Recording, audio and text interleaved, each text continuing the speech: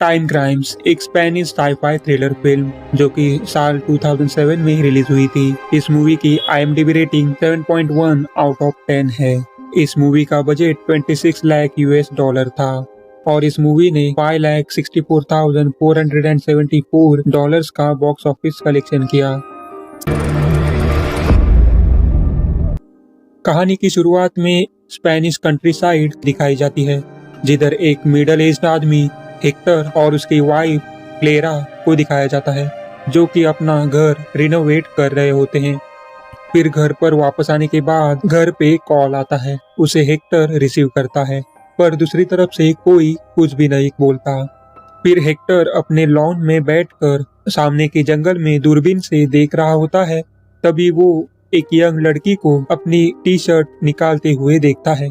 फिर आगे जब हेक्टर की वाइफ शॉपिंग के लिए घर से निकलती है, वो उस अननोन लड़की को ढूंढने निकल जाता है और थोड़ी देर बाद हेक्टर जंगल में उस अननोन लड़की को जमीन पर नेकेड और अनकॉन्शियस अवस्था में पड़ी हुई देखता है। तभी अचानक हेक्टर के पीछे से कोई आकर उसके आर्म पर कैंची घुसा देता है। वो हमला करने वाला आदमी का फेस खून से भरी बैंडेज से ढका हुआ होता है। फिर हेक्टर अपनी जान बचाने के लिए पास के एक बिल्डिंग में जाता है। उधर वो हाथ पे मलहम पट्टी करता है और उधर उसे वॉकी टॉकी मिलता है।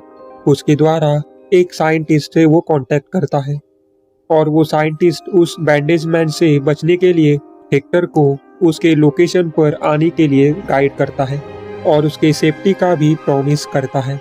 फिर हेक्टर उस लोकेशन पर पहुंच जाता है और वो बैंडेज मैन भी आकर उस रूम का डोर नॉक करता है। तो फिर उससे बचने के लिए साइंटिस्ट हेक्टर को एक लार्ज मैकेनिकल डिवाइस में छुपने के लिए कहता है और हेक्टर ऐसा करता भी है। फिर थोड़ी देर बाद हेक्टर उस डिवाइस के बाहर आता है, पर वो साइंटिस्ट हेक्टर से उसकी पहचान पूछता है। तो हेक्टर को कुछ समझ में नहीं आता कि साइंटिस्ट ऐसा क्यों बोल रहा है। फिर थोड़ी देर बाद हेक्टर अपनी दूरबीन से घर की तरफ देखता है, तो उधर उसकी वाइफ के साथ हेक्टर पहले से ही मौजूद होता है। फिर उसको एक्सप्लेन करते हुए साइंटिस्ट कहता है कि तुम जिस डिवाइस में थे वो एक असल में एक्सपेरिमेंटल टाइम मशीन है। दरअसल हेक्टर ने अभी जिस हेक्टर को देखा था वो उसका पास्ट वाला वर्जन होता है।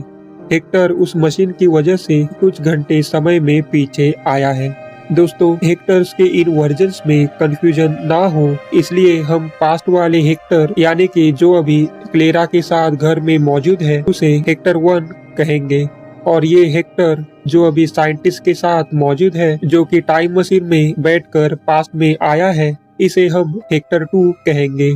फिर आगे साइंटिस्ट ये सब गड़बड़ ठीक करने के लिए हेक्टर 2 को इधर ही रुकने के लिए कहता है ताकि इवेंट्स अपने आप अनफोल्ड हो जाए। फिर हेक्टर 2 को वो पास्ट में असल में आ गया है इस पर विश्वास नहीं हो रहा होता, इसलिए वो घर पर कॉल करता है। तो हेक्टर 1 कॉल रिसीव करता है तो हेक्टर 2 कुछ भी नहीं बोलता और फोन काट देता है। दरअसल ये वही कॉल थी जो कुछ घंटे पहले इस वाले हेक्टर ने घर पर रिसीव की थी। तो फिर हेक्टर 2 को यकीन हो जाता है कि वो असल में पास्ट में आ गया है। फिर सब कुछ ठीक करने के लिए हेक्टर 2 साइंटिस्ट के चेतावनी के बावजूद एक कार लेकर उधर से भाग जाता है। दरअसल हेक्टर 2 हेक्टर 1 को मारकर अपनी वाइफ के साथ रहना चाहता है और रोड से जाते वक्त एक यंग लड़की को साइकिल चलाते हुए देखता है और वो उसके बारे में सोचते हुए कार वहीं पर रोक देता है। तभी अचानक कोई रेड वैन आकर उसकी कार को ठोक देती है और हेक्टर 2 की कार क्रैश हो जाती है। हेक्टर 2 के सिर पर चोट लग जाती है जिसे वो अपने हाथ के घाव की पट्टी का उपयोग करके लपेटता है और ब्लड सूखने की वजह से वो पट्टी गुलाबी हो जाती है। फिर वहाँ पे साइकिल वाली लड़की ये देखने के लिए आती है कि हेक्टर 2 ठीक है या नहीं। ये वही लड़की होती है जिसे हेक्टर ने दूरबीन के द्वारा जंगल में देखा था। फिर आगे हेक्टर 2 उस साइकिल वाली लड़की के साथ जंगल से बाहर सड़क पर आ जाता है। तभी वो उधर वैसा ही एक ब्लैक कोट पड़ा हुआ देखता है जैसा उस बैंडेज मैन ने पहना था। तभी वो रियलाइज करता है कि वो बैंडेज मैन जिसने पहले उस पर हमला किया था वो असल में वो खुद ही है। फिर हेक्टर 2 उस ब्लैक कोट को पहनता है ताकि वो उस बैंडेज मैन की तरह दिखे, क्योंकि अगर ये कोट हेक्टर 2 ने नहीं पहना तो बाद में हेक्टर 1 पे हमला करते समय हेक्टर 1 उसे आसानी से पहचान सकता है। फिर हेक्टर 2 इवेंट्स को रेप्लिकेट करने के लिए उस लड़की को उसकी बैग में से कैंची निकालकर डराता है और जंगल में लेकर जाता है और उस लड़की को अपनी टी शर्ट उतारने को कहता है। तभी दूसरी तरफ हेक्टर 1 घर से दूरबीन के द्वारा लड़की को अपनी टी शर्ट उतारते हुए देखता है। फिर हेक्टर 2 हेक्टर 1 को दूरबीन से देख रहा होता है, तभी वो लड़की उधर से भाग जाती है और हेक्टर 2 उसका पीछा करता है। पर भागते हुए वे दोनों आपस में टकराकर नीचे गिर जाते हैं। इसकी वजह से वो लड़की बेहोश हो जाती है। तो हेक्टर 2 उसके कपड़े उतार देता है और उधर छुप जाता है। फिर हेक्टर 1 उस लड़की को चेक करने आता है। तभी हेक्टर 2 जैसा कि पहले हुआ था वैसे हेक्टर 1 के आर्म में कैंची घुसाता है। फिर हेक्टर 1 वहां से भाग जाता है और हेक्टर 2 उसका पीछा करता है। पर उसी बीच वो लड़की चिल्लाती है तो हेक्टर 2 उस लड़की के पास जाता है, पर वो लड़की उधर से भाग जाती है। फिर आगे हेक्टर 2 लॉन की फेंस तोड़कर अपने घर पर चला जाता है और वो उधर एक लड़की की चिल्लाने की आवाज सुन लेता है। तो उसे लगता है कि वही साइकिल वाली लड़की चिल्लाई होगी। फिर हेक्टर 2 सीढ़ियों पर से ऊपर के फ्लोर पर जा रहा होता है, तभी कोई अचानक उस पर टेबल फेंक देता है। फिर हेक्टर 2 देखता है कि वो लड़की खिड़की से छत पर जा रही है, तो उसका वो पीछा करता है और वो जब उसे पकड़ने की कोशिश करता है तब वो लड़की छत पर से स्लिप होकर नीचे गिर जाती है और उसकी मौत हो जाती है। फिर उस लड़की की डेड बॉडी देखकर हेक्टर 2 डर जाता है, क्योंकि उसे लगता है कि उसने उसकी वाइफ को मार दिया है।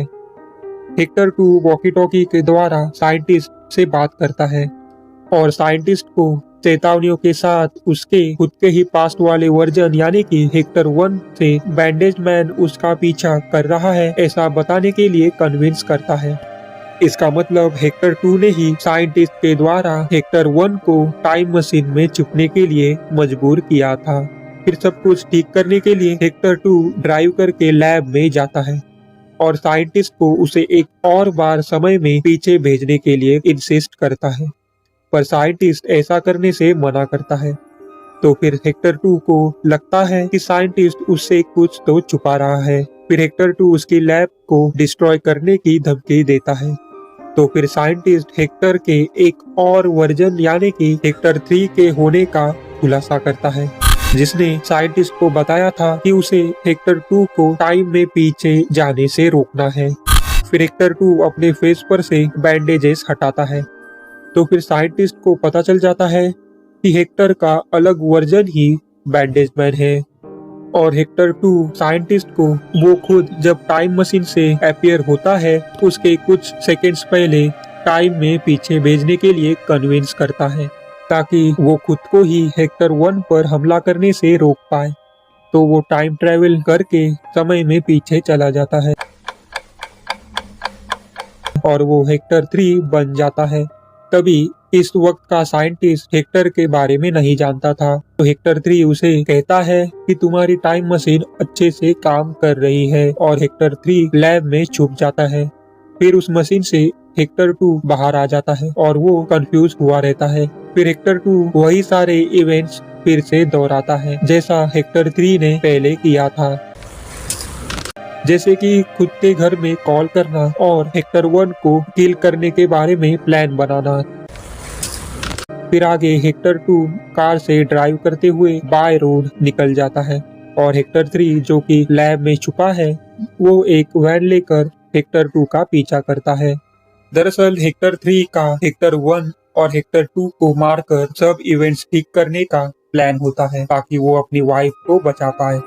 फिर आगे जब हेक्टर 2 साइकिल वाली लड़की को देखकर थोड़ी देर कार को रोकता है तब हेक्टर 3 उस कार को ठोक देता है और आगे हेक्टर 3 की भी वैन क्रैश होकर जंगल में गिर जाती है।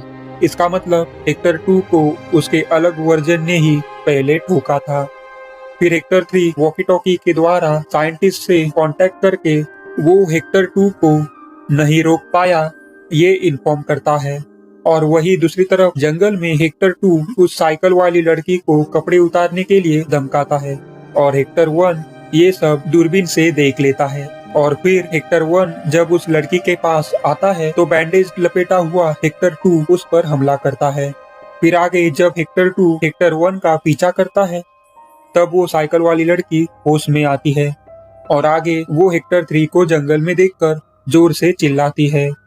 फिर हेक्टर 3 उस साइकिल वाली लड़की से झूठ बोलता है कि वो भी उस बैंडेज मैन से बचकर भाग रहा है। फिर हेक्टर 3 उस साइकिल वाली लड़की से उसको उसके घर लेकर जाने के लिए मदद मांगता है। दरअसल इस सेम टाइम में 2 नहीं बल्कि 3 हेक्टर मौजूद है।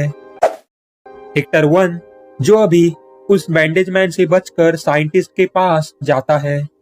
हेक्टर 2 जो अभी बैंडेज फेस पर लपेटकर बैंडेज मैन बना हुआ है। और हेक्टर 3 जो अभी उस साइकिल वाली लड़की के साथ मौजूद है। इन सारे इवेंट्स को पहले हमने हेक्टर 1 और हेक्टर 2 के पॉइंट ऑफ व्यू से कहानी में देखा था। आगे हम हेक्टर 3 के पॉइंट ऑफ व्यू से कहानी देखेंगे। फिर वे दोनों हेक्टर के घर पर पहुंच जाते हैं। फिर उसके बाद हेक्टर 3 और वो लड़की अलग हो जाते हैं। तभी हेक्टर 3 के पास क्लेरा आती है जो कि उसे बताती है कि उसने एक बैंडेज मैन को घर के लॉन की फेंस तोड़कर अंदर आते हुए देखा है और उसने पुलिस को कॉल कर दिया है। तभी हेक्टर 3 क्लेरा को छुपा देता है ताकि उसके वाइफ की जान बच पाए। तभी हेक्टर 3 रियलाइज करता है कि क्या होना है, क्या होगा और क्या हो चुका है। फिर हेक्टर 3 उस साइकिल वाली लड़की के पास चला जाता है। वो ऊपर वाले कमरे में होती है। फिर वो लड़की हेक्टर 3 को कहती है कि वो बैंडेज मैन ऊपर आ रहा है। फिर हेक्टर 3 जैसा कि पहले हुआ था वैसे हेक्टर 2 सीढ़ियों से ऊपर आते वक्त उस पर टेबल फेंक देता है। फिर उसके बाद हेक्टर 3 सेफ्टी के लिए उस साइकिल वाली लड़की को अपना गेटअप चेंज करने के लिए कहता है और उसके बाल काट देता है और उसे अपनी वाइफ का कोट पहनने के लिए देता है और उस बैंडेज मैन से बचने के लिए खिड़की से छत पर जाने के लिए कहता है। दरअसल हेक्टर 2 को वो साइकिल वाली लड़की उसकी वाइफ क्लेरा की तरह लगे इसलिए हेक्टर 3 ने उस लड़की के बाल काट दिए होते हैं। इसका मतलब पिछली बार जो लड़की छत पर से गिरी थी वो असल में साइकिल वाली लड़की थी। फिर आगे हेक्टर 3 अपनी वाइफ को साथ लेकर लॉन में बैठ जाता है। उसी दौरान हेक्टर 2 या फिर बैंडेज मैन गलती से उस साइकिल वाली लड़की को छत पर से गिरा देता है और वो उधर से ड्राइव करके हेक्टर 3 बनने के लिए साइंटिस्ट के पास चला जाता है। और तभी थोड़ी दूर पर इमरजेंसी व्हीकल्स को आते हुए सुना जाता है। दोस्तों हेक्टर 3 जो अभी उसके वाइफ के साथ लॉन में बैठा है वो समझ गया है कि उसने उसकी गलतियों को सुधारने की वजह से ही ये सब गड़बड़ हुई है। हालांकि उसमें वो साइकिल वाली लड़की मारी गई। इसलिए हेक्टर 3 फिर से पास्ट में न जाने का डिसाइड करता है और इधर ये टाइम लूप खत्म हो जाता है। इधर हमें इस बात का एक्सप्लेनेशन नहीं दिया जाता कि क्या पुलिस उस साइकिल वाली लड़की के हत्या के जुर्म में हेक्टर को अरेस्ट करती है या नहीं और इस टाइम लूप की शुरुआत किधर से या फिर किस तरह से हुई थी। इन जैसे सवालों को ऑडियंस के मन में छोड़ते हुए ये फिल्म खत्म हो जाती है।